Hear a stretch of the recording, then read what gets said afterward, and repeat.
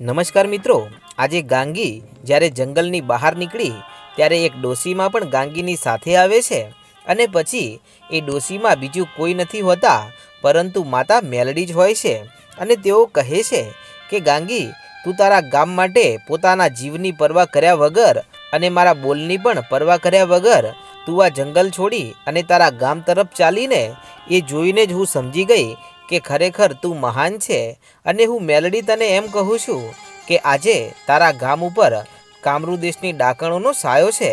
પરંતુ ગાંગી, હું મેલડી કહું છું કે જા તું ત્યાં જઈ અને ડાકણો સામે યુદ્ધ કર અને આવી એક તો નહીં પરંતુ હજારો ડાકણો આવી જાય પણ હું મેલડી કહું છું કે ગાંગી, તારો વાળ પણ વાંકો થવા દઉં ને તો મને મેલડીને ઓળખે કોણ।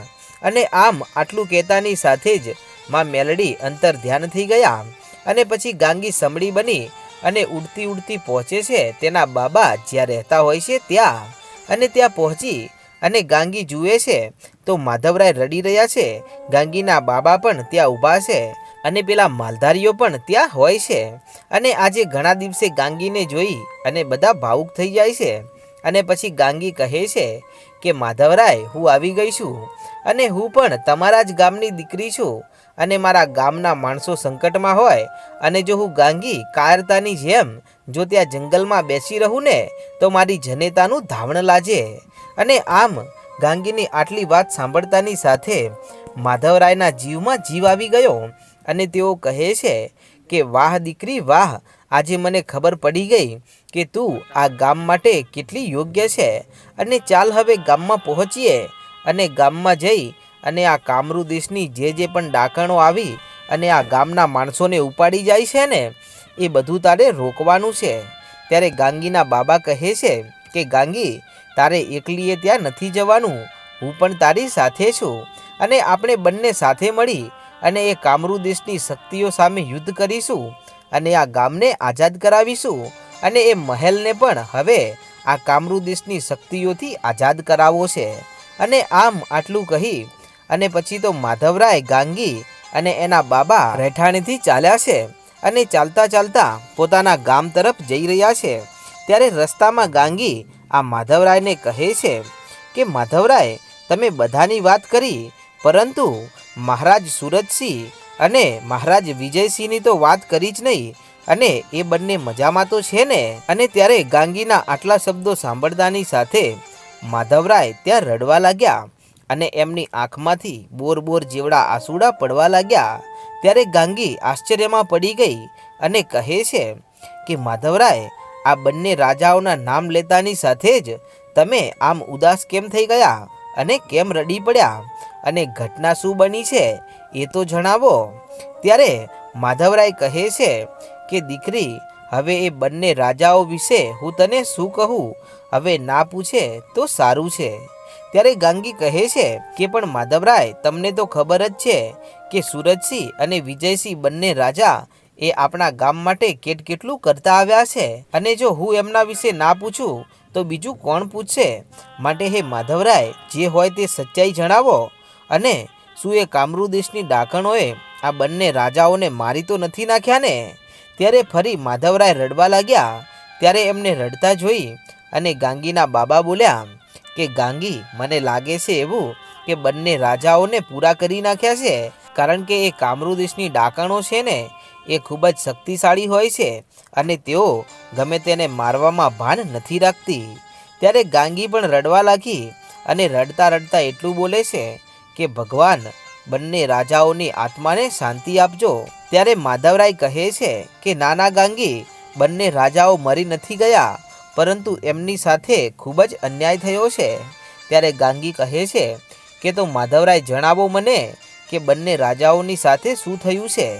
ત્યારે માધવરાય કહે છે કે ગાંગી, એક દિવસની વહેલી સવારે આ સુરજસિંહ અને વિજયસિંહ બંને જણા આપણા ગામમાં આવેલા હતા અને તેઓ આવીને એમ કહેતા હતા કે હવે ગાંગી તો આ ગામમાં આવવાની નથી અને એ તો પાગલ બની અને ભટકતી થઈ ગઈ છે, તો હવે ગાંગી વગર આ ગામ બચે એમ નથી। તો તમે બધા એક કામ કરો, આ ગામ છોડી અને કાં તો સુરજસિંહના રજવાડામાં ચાલો કાં તો વિજયસિંહના રજવાડામાં ચાલો અને અમે બંને રાજાઓ તમને એક આખું અલગ ગામ આપીશું હવે આ ગામમાં રહેવામાં ઝાઝી મજા નથી. ત્યારે માધવરાય કહે છે કે મેં જઈને એમ કહ્યું કે નાના રાજન, તમારો ખૂબ ખૂબ આભાર, પરંતુ હવે અમે આ ગામ છોડીને તો નહીં જઈએ, અને ભલે એ કામરૂ દેશની ડાકણો અમને મારી નાખે, પરંતુ અમે આ ગામ છોડીને તો ના જઈએ. ત્યારે સુરજસિંહ એટલું બોલ્યા કે તમે આ ગામ છોડીને નહીં જાઓ ને તો પેલી ડાકણો રોજ એક એક માણસને ઉપાડી જાય છે અને તેઓ તમને મારી નાખશે. એના કરતાં તો સારું છે કે અહીંયા ભલે ડાકણો એકલી રહેતી અને તમે આપણા રજવાડામાં ચાલી નીકળો.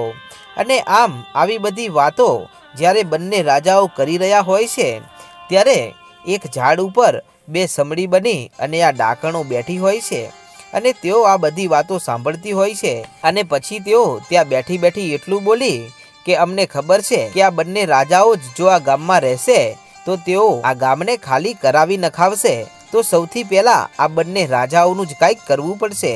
અને આમ આટલું કહી અને બંને ડાકણો સુરજસિંહ અને વિજયસિંહને પોતાના પગના પંજામાં ભરાવી અને પોતાના વિશાળ કદથી આકાશ માર્ગે ઉડી જાય છે. અને ઉડતી ઉડતી તેઓ પહોંચે છે જ્યાં પેલો મહેલ બનતો હોય છે ત્યાં. અને એ મહેલે પહોંચ્યા પછી કોણ જાણે બંને રાજાઓનું શું થયું એનો કાંઈ અતોપતો મળ્યો નથી. અને એ દિવસથી લઈ અને આજે ઘણા દિવસો વીત્યા, પરંતુ સુરજસિંહનો કોઈ અતોપતો નથી કે નથી વિજયસિંહનો કોઈ અતોપતો. અને કોણ જાણે બંને રાજાઓ ક્યાં ગુમ થઈ ગયા, ફરીવાર પાછા આવ્યા જ નથી. અને ત્યારે આટલી વાત સાંભળતાની સાથે જ ગાંગીની આંખમાં આંસુ આવી ગયા અને ગાંગી કહે છે કે તો માધવરાય, માનો કે ના માનો, પેલી ડાકણોએ આપણા મહારાજને મારી નાખ્યા છે, કાં તો એમને બંદી બનાવી નાખ્યા હશે, કાં તો એમને ક્યાંક કેદ કર્યા હશે. હવે કોણ જાણે એમનું રહસ્ય કેવી રીતે બહાર આવશે. અને આમ આવી વાતો કરતાં કરતાં માધવરાય, ગાંગી અને ગાંગીના બાબા હવે એમના ગામના પાદરે આવે છે. અને ગામના પાદરે આવતાની સાથે જ ગામના માણસો ગાંગીને જોઈ જાય છે અને જોરથી બૂમ પાડી અને એ ભાઈ દોડે છે કે હવે ડરવાની જરૂર નથી, ગામમાં ગાંગી આવી ગઈ છે. ત્યારે માધવરાય એ ભાઈને કહે છે કે ભાઈ શાંતિ રાખ, આ વાતની જાણ આપણે પેલી ડાકણોને નથી થવા દેવાની, અને જો તમે જ આમ રાડો પાડશો ને તો એમને ખબર પડી જશે કે હવે ગામમાં ગાંગી આવી ગઈ છે, તો તેઓ આપણા ઉપર આક્રમણ કરશે, માટે આપણે એમને નથી જવા દેવાના. અને આમ આટલું કહી અને પછી તો માધવરાય, ગાંગી અને એના બાબા બધા જ ગામમાં આવે છે અને ગામની કચેરીમાં પહોંચે છે.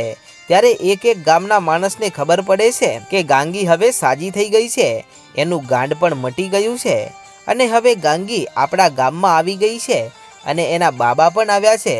ત્યારે જેને જેને પણ આ વાતની જાણ થઈ એ બધા દોડધામ કરતાં કરતાં આ ગામની કચેરીએ આવે છે. અને કચેરીએ આવતાની સાથે જ ગાંગીને જોઈ અને તેઓ રડી પડે છે કે ગાંગી, કેટલા મહિનાથી તું અહીંયાથી ચાલી ગઈ છો અને તને ખબર છે ગામમાં કેટલો બધો પેલી કામરૂ દેશની ડાકણોનો ત્રાસ વધી ગયો છે. અને એટલું જ નહીં, અને હવે તો આ ગામને પૂરું કરી નાખવાની તેઓ રોજ ધમકી પણ આપે છે. અને પેલો મહેલનું બાંધકામ પૂરું થઈ ગયું છે અને મહેલ સરસ મજાનો બની ગયો છે. ત્યારે ગાંગી કહે છે કે ગામ લોકો ચિંતા કરવાની જરૂર નથી, હવે ગાંગી આવી ગઈ છે અને હવે ગાંગી એ ડાકણોની કેવી હાલત કરે છે ને એ તમારે ખાલી જોવાની છે. અને આમ ગાંગી આખા ગામના માણસોને આશ્વાસન આપે છે. અને પછી ગાંગીના બાબા પણ કહે છે કે ગામ લોકો, તમે કોઈ ચિંતા કરશો નહીં, કારણ કે આ ગામમાં હવે ગાંગી જ નહીં એના બાબા પણ રહેશે અને અમે બંને ભેગા થઈ અને બધી જ ડાકણોને અહીંયાથી હાંકી કાઢીશું અને આ ગામને એમના ત્રાસમાંથી મુક્ત કરાવીશું. ત્યારે ગાંગી કહે છે કે હે ગામ લોકો, તમારામાં કોઈને પણ વિજયસિંહ કે સુરજસિંહના કોઈ વાવડ છે ખરા? ત્યારે ગામના અમુક માણસો કહે છે કે ગાંગી, અમુક વાર મહેલમાંથી સુરજસિંહ અને વિજયસિંહનો અવાજ આવતો સંભળાય છે, પરંતુ અમને તો એવું લાગે છે કે એ વિજયસિંહ અને સુરજસિંહ નથી, પરંતુ એ તો એ કામરૂ દેશની ડાકણોની કોઈ ચાલ છે અને સચ્ચાઈ કોઈને ખબર નથી. પરંતુ અમુક વાર અડધી રાત્રે સુરજસિંહ અને વિજયસિંહનો અવાજ તો સંભળાય છે. ત્યારે ગાંગી કહે છે કે તો ગામ લોકો, જો બંને રાજાઓ જીવતા હશે ને તો આપણે એમને પાછા લાવીશું, અને જો ડાકણોએ એમને પૂરા કરી નાખ્યા હશે તો વધારે હું કાંઈ કહેતી નથી, પરંતુ જીવતા હશે તો એમનો હું વાળ પણ વાંકો નહીં થવા દઉં. અને આમ ગાંગી પોતાના ગામ લોકોને ભેગા કરી અને આવી બધી વાતો કરતી હોય છે. અને એવા જ ટાણે આકાશ માર્ગે એક વિશાળ કદવાળી સમડી ઉડતી ઉડતી આવે છે. અને આવી અને આકાશમાં ચારે બાજુ જુએ છે. ત્યારે ગાંગી આકાશ સામું નજર કરે છે અને કહે છે કે ગામ લોકો જુઓ, આવી ગયા આપણા દુશ્મનો. ત્યારે ગામ લોકો કહેવા લાગ્યા કે હે ડાકણ, રોજ તું અમારા ગામમાં આવી અને એક એક માણસને ઉપાડી જાય છે, અને તારી રાણીને હવે કહી દેજે કે કામરૂ દેશની વિદ્યાઓ ભણી અને તું અમારા ઉપર ભલે અત્યાચાર કરતી, પરંતુ હવે અમારી રક્ષા કરવા માટે ગાંગી આવી ગઈ છે.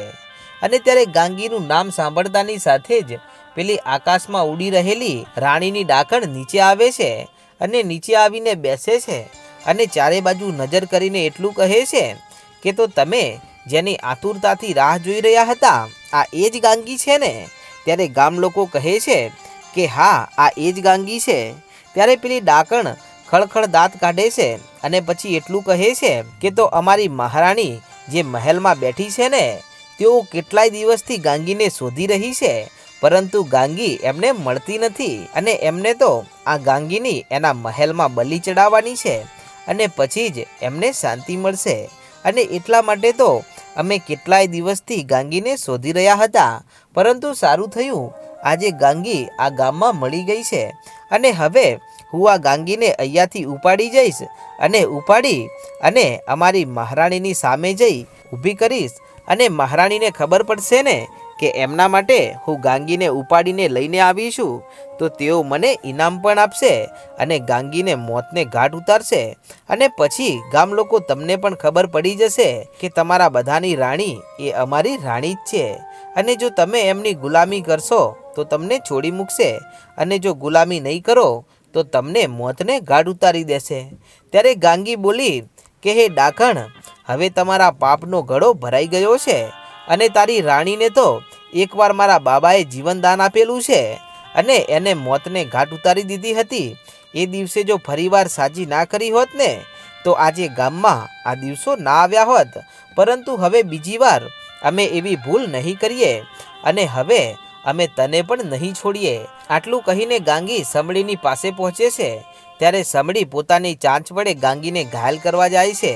ત્યારે ગાંગી પોતાની કામરૂ દેશની શક્તિઓથી એક માયાવી પિંજરાની રચના કરે છે, અને આ પાંજરામાં એ ડાકણને પૂરી નાખે છે. ત્યારે ડાકણ આ પાંજરામાં પૂરાતાની સાથે જ બહાર નીકળવા માટે ઘણી કોશિશો કરે છે, અને પોતાની પાંખો આમ તેમ ફફડાવે છે, અને પોતે સૂક્ષ્મ સ્વરૂપ ધારણ કરી અને પાછી આ પાંજરામાંથી બહાર નીકળવાની કોશિશ કરે છે.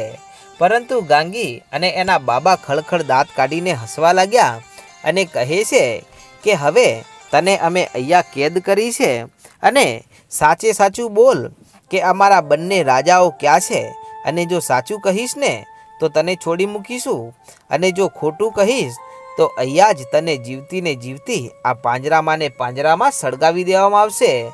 બોલ હવે સાચું શું છે? ત્યારે એ ડાકણ એટલું કહે છે કે તમારે મને મારી નાખવી હોય તો મારી નાખો, બાકી હું તમને એ તો નહીં કહું કે સુરજસિંહ અને વિજયસિંહ ક્યાં છે. ત્યારે ગાંગી બોલી કે ના કહેવું હોય તો કાંઈ વાંધો નહીં, અહીંયા જ પાંજરામાં પૂરાઈ રહે, હવે તારે તારી રાણી પાસે જવાની કોઈ જરૂર નથી. ત્યારે એ ડાકણ ખળખળ હસતા હસતા એટલું બોલી કે કાંઈ વાંધો નહીં, હું મહેલે નહીં પહોંચું ને તો ઘણી બધી ડાકણો મારી ખોજમાં અહીંયા સુધી આવી જશે, અને પછી તો તમે બધા મોતને ઘાટ તો ઉતરશો. અને હવે તો ગાંગી પણ અહીંયા છે, તો ગાંગીને પણ હવે મારી નાખતા વધારે વાર નહીં લાગે. ત્યારે ગાંગી કહે છે કે તું તારા પાંજરાને અહીંયા જ ગામની વચ્ચોવચ્ચ રાખવું છે, અને તારી એ ડાકણો આવી અને જોશે ને ત્યારે એમને ખબર પડશે કે એમનો સામનો કરવાવાળી હવે ગાંગી આ ગામમાં આવી ગઈ છે. અને મિત્રો, પછી શું ઘટના બને છે, અને એ ડાકણો આ ગામમાં આવે છે અને એમને ખબર પડે છે કે ગાંગી આવી ગઈ છે, ત્યારે તેઓ શું કરે છે તેનો ઇતિહાસ આપણે આગળના ભાગમાં જોઈશું. અને તમે આપણી ચેનલ પર પહેલીવાર આવ્યા હોય તો આજે જ આપણી ચેનલ રાજા મેલડીને સબસ્ક્રાઈબ કરી નાખો. જય માતાજી.